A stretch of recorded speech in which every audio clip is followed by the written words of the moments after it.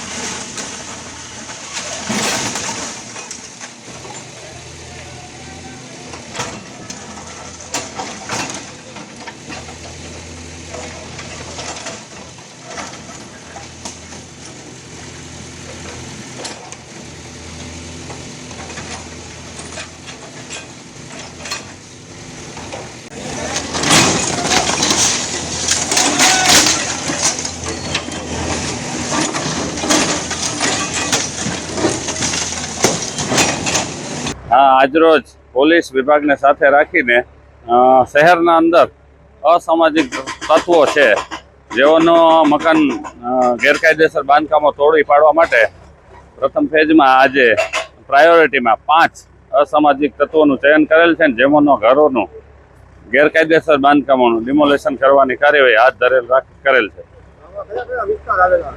આમાં સરદારનગર, બ્રહ્માકુમારી બાજુ, ટીવી કેન્દ્ર, શ્રમજીવી અખાડા પાસે અને ત્યારબાદ સ્ટીલ કાસ્ટવાળો રોડ, એમ ટોટલ 5 અસામાજિક તત્વોના મકાનનું ડિમોલેશનની કાર્યવાહી આજે કરેલ છે। આ સિવાય જે કંઈ નોટિસ આપેલી છે એનું આગળના દિવસોમાં હાથ ધરવામાં આવશે અસામાજિક તત્વોના, પરંતુ અત્યારે આજના દિવસમાં આ 5 ડિમોલેશન કરવાના છે।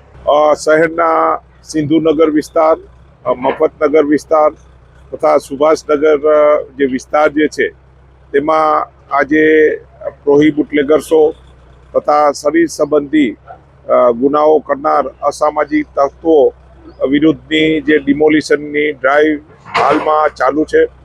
માનનીય એસપી સાહેબની સીધી દેખરેખ હેઠળ આજે મેગા ડિમોલિશનની કામગીરી હાલમાં ચાલુ છે, જેમાં બીએમસીના અધિકારીશ્રી તથા તેની ટીમ, ફાયરની ટીમ અને આશરે 125 જેટલા પોલીસ 20 જેટલા પોલીસ અધિકારીઓ આ ડિમોલિશનની હાલમાં કામગીરીમાં જોડાયેલા છે.